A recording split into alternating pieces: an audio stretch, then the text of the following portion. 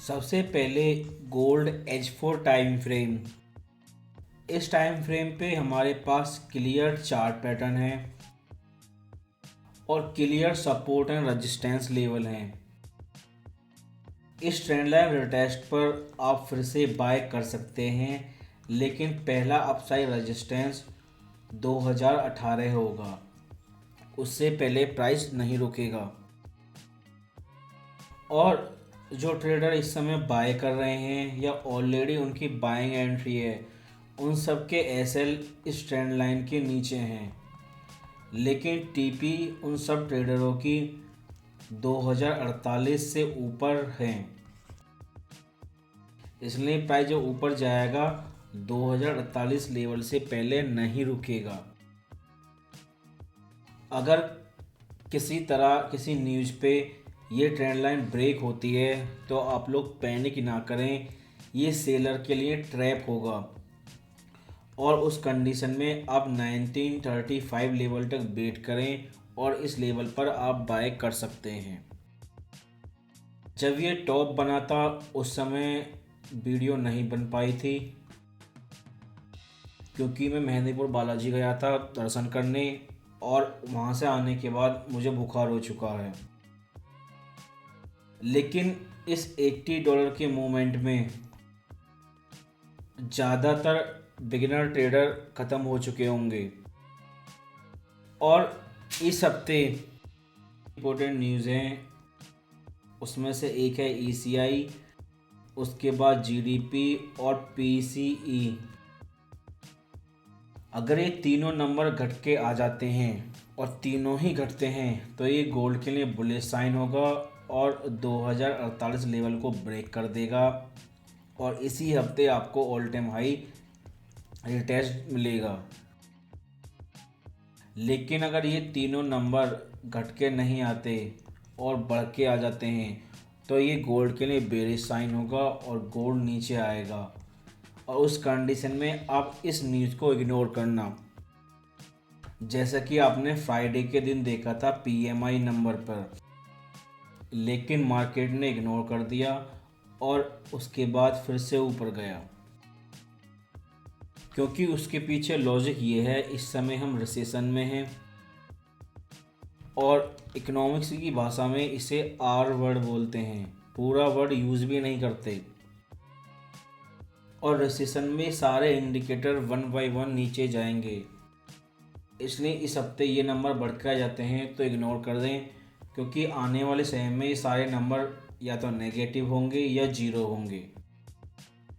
इसलिए इस हफ्ते की GDP नंबर बहुत ज़्यादा इम्पोर्टेंट है और रिसेशन तब तक कंफर्म नहीं होगी जब तक ये नंबर 0% और उसके बाद नेगेटिव नहीं चला जाता।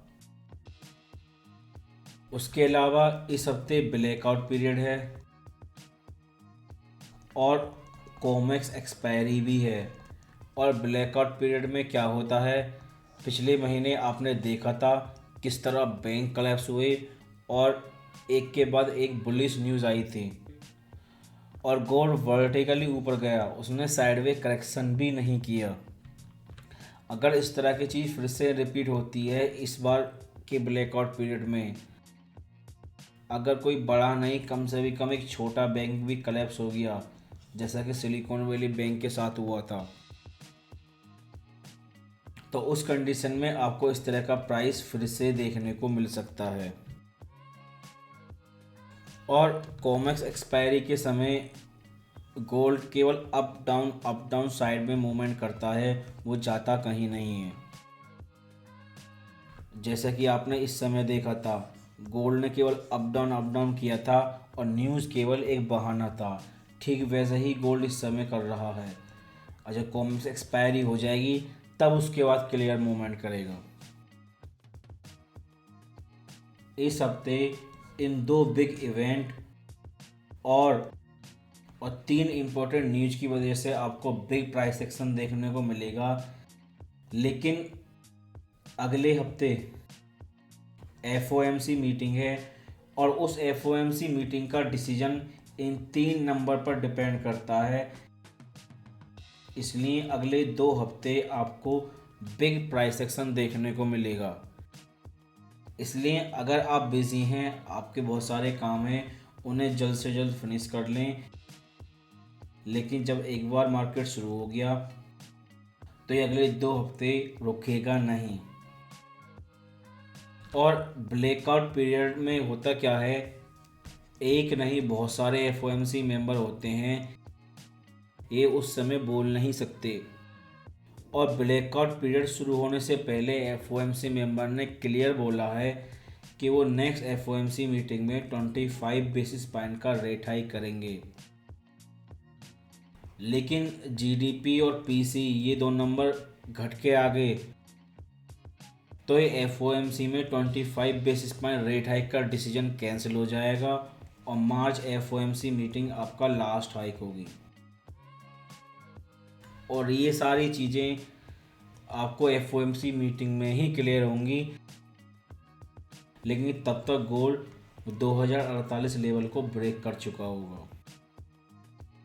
इसलिए H4 टाइम फ्रेम पे ये ट्रेंड लाइन आपका डायनेमिक सपोर्ट है। आप करंट प्राइस लेवल पे बाय कर सकते हैं।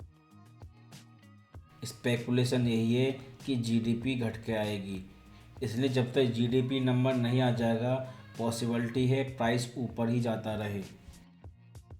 लेकिन जीडीपी नंबर बढ़ के आ गया तो ये नीचे भी आ सकता है।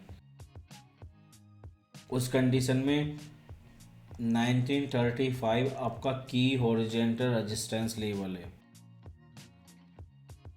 अगर आप डेली टाइम फ्रेम को देखें तो डेली टाइम फ्रेम पे आरएसआई साइडवे करेक्शन के बाद अब नीचे आ रही है और इस समय उस कंडीशन में है जब मार्केट ना तो ओवरबाउट है और ना ही ओवरसोल्ड है।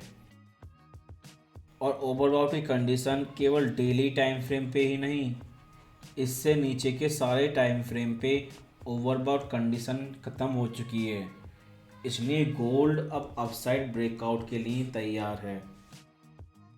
इसे केवल एक न्यूज चाहिए और गोल्ड अपसाइड ब्रेकआउट कर देगा। इसलिए 1935 एक की सपोर्ट लेवल है और ये 38% ट्रेसमेंट लेवल से भी नीचे हैं। और डेली टाइम फ्रेम पे 1926 इस वेव का top to bottom 50% retracement level है।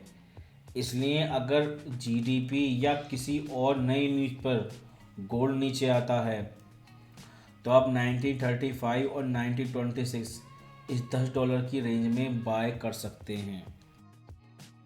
लेकिन ब्रेकआउट की कंडीशन में वेव वाई का टारगेट 2147 होगा। ये हमारा मिनिमम अपसाइड टारगेट है।